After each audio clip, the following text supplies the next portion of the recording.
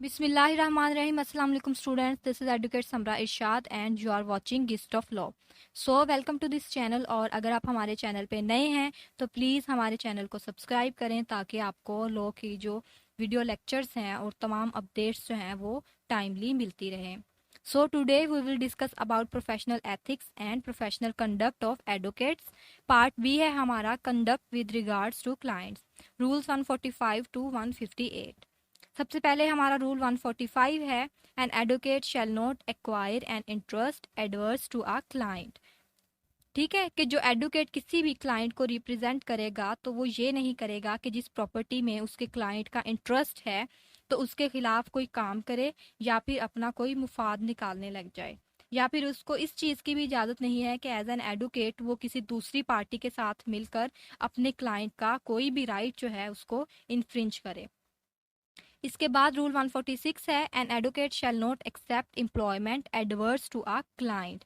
मतलब कि एक एडवोकेट को इस चीज़ की इजाज़त नहीं है कि वो किसी ऐसी एम्प्लॉयमेंट को एक्सेप्ट करे जो कि उसके क्लाइंट के इंटरेस्ट के खिलाफ हो, या वो ये नहीं करेगा कि किसी दूसरी पार्टी से पैसे ले ले, या अगर कोई एक वकील है वो ये कहे कि मैं तुम्हें इतने पैसे देता हूँ तुम ये मुकदमा हार जाओ, ठीक है, तो उसने ये काम नहीं करना।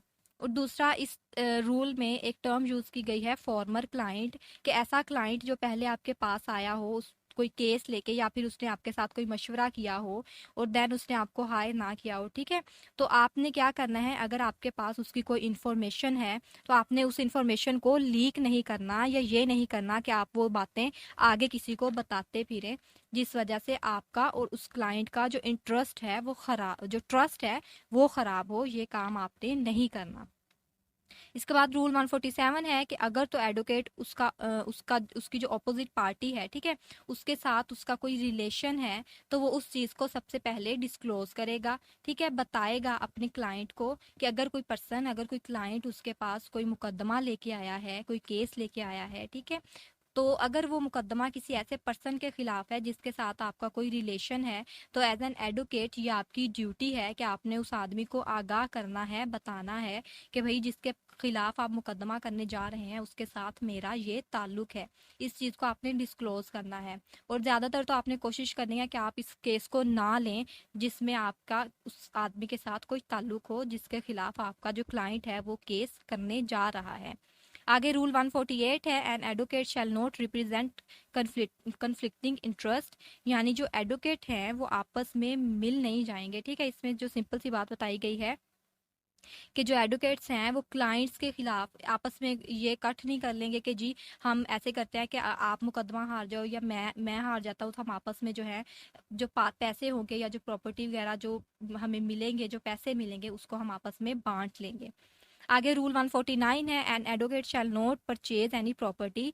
मतलब कि जो एडवोकेट है वो ऐसी कोई भी प्रॉपर्टी जो है वो परचेज नहीं करेगा जिसमें वो खुद एज एन एडवोकेट काम कर रहा है, ठीक है। फॉर एग्जाम्पल उसके क्लाइंट की कोई प्रॉपर्टी है, अगर वो ऑक्शन पे आ गई है, वो नीलामी पे आ गई है, तो उस एडवोकेट का क्या काम है कि उस प्रॉपर्टी में इंटरफेयर नहीं करेगा वो, या वो ये नहीं करेगा कि उस चीज़ को, उस प्रॉपर्टी को वो खरीदने लग जाए, ठीक है, उस चीज़ से उसने दूर रहना है, इस चीज़ को उसको इजाज़त नहीं है। इसके बाद रूल 150 है, an advocate shall not commingle the property.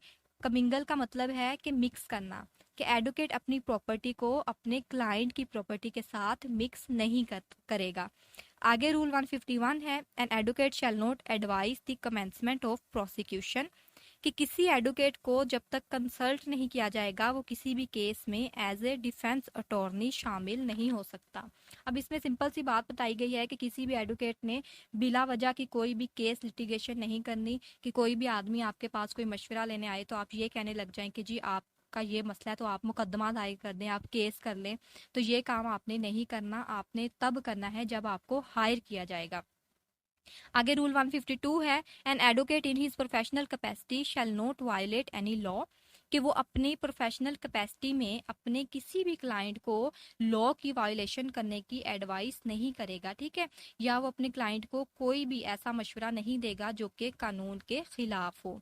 इसके बाद रूल 153 है, right of advocate to undertake the defence of person accused of crime regardless any personal opinion. कि अगर किसी एडवोकेट के पास कोई क्लाइंट आता है जिसके खिलाफ कोई क्राइम या कोई उस पर कोई इल्ज़ाम लगा है किसी भी ऑफेंस का, तो जो एडवोकेट है उसने अपना पर्सनल ओपिनियन नहीं उसमें देने लग जाना कि भाई तुम्हारे खिलाफ तो मैंने ये बातें सुनी हैं, ये है वो है। बल्कि अगर आपने उसका केस लिया है तो आपकी ड्यूटी है कि आप उसको डिफेंड करें, उसका केस अच्छी तरह से लड़ें, बिसाइड्स ये कि आप अपने पर्सनल ओपिनियंस उसमें जो हैं वो देने लग जाएं। इसके बाद रूल 154 है, बहुत इंपॉर्टेंट है, फीस से रिलेटेड, कि जो एडवोकेट की फीस है वो कैसी होनी चाहिए कि वो ओवर एस्टिमेटेड ना हो, ठीक है, बहुत ज़्यादा ना हो और ना ही बहुत कम हो। जो फीस है वो रीजनेबल होनी चाहिए। अब रीजनेबल कैसी होनी चाहिए वो भी रूल 154 में बता दिया गया है कि जो फीस है वो एडवोकेट खुद तय करेगा, फिक्स करेगा। कैसे? कि उस केस में उसका कितना टाइम लगेगा, उसकी कितनी स्ट्रगल होगी, वो केस उस पर ट्रायल कितना होगा, उसमें प्रोसीडिंग्स कैसे होंगी, उन तमाम चीज़ों को मद्देनज़र रख के जो एडवोकेट होगा वो एक रीजनेबल फीस जो है वो अपने क्लाइंट को बताएगा। और दूसरी बात जो इसमें बताई गई है वो ये कि अगर उस एडवोकेट को कोई दूसरा वकील या फिर उसका क्लाइंट कंपनसेशन का कहेगा तो वो उसके ओपिनियन की रिस्पेक्ट करेगा, ठीक है। अगर क्लाइंट कहेगा कि मुझे थोड़ा सा कंपनसेट कर दें, थोड़ी राहत दे दें, तो जो एडवोकेट होगा उसकी ड्यूटी है कि वो उसको कंपनसेट करेगा।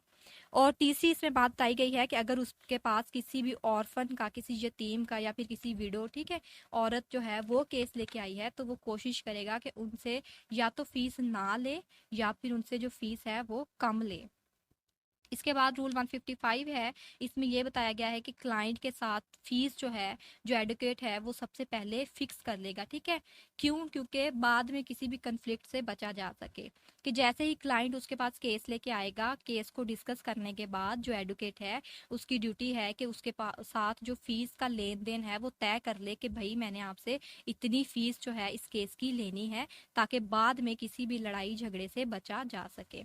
इसके बाद रूल 156 है, duty of advocate to do what make him enable to win client cause, यानी अपने क्लाइंट का जो केस है उसने फुल डिवोशन से और फुल स्ट्रगल से लड़ना है, ठीक है। और हर मुमकिन कोशिश करनी है कि आप उस केस को अच्छे से हैंडल करें, उसकी अच्छे से प्रोसीडिंग्स जो है वो देखें और उसको विन करने की आपने पूरी कोशिश करनी है। अपने क्लाइंट के डिफेंस में आपने हर मुमकिन कोशिश करनी है।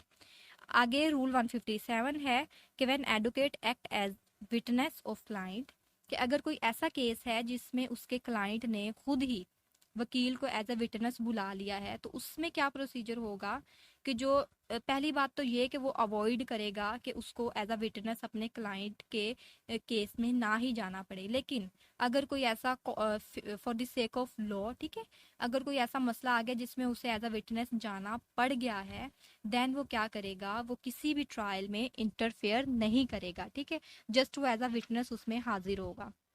इसके बाद रूल 158 है, इसमें यह बताया गया है कि अगर कोई ऐसा मैटर हो जिसमें दूसरा वकील प्रेजेंट नहीं हो सकता, फॉर एग्जाम्पल उसके साथ कोई भी इंसिडेंटल मैटर हो गया है, ठीक है, तो आपने एज एन एडवोकेट आपकी क्या ड्यूटी है कि आपने फोर्स नहीं करना ट्रायल के लिए कि ट्रायल को आगे जी प्रोसीड किया जाए और आज ही किया जाए, ठीक है।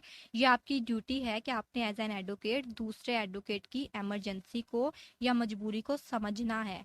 फॉर एग्जाम्पल अगर कोई डेथ हो गई है या फिर जो दूसरा एडवोकेट है वो किसी बीमारी में है, वो पेन में है, या कोई उसकी कोई भी ऐसी मजबूरी है जिसकी वजह से वो प्रेजेंट नहीं हो सकता, तो आपने उसकी मजबूरी को समझना है और इस चीज़ को इशू नहीं बना लेना कि नहीं जी वो प्रेजेंट नहीं है लेकिन जो ट्रायल है वो चलना चाहिए। ये आपकी ड्यूटी है कि आपने उसकी मजबूरी को समझना है एज एन एडवोकेट।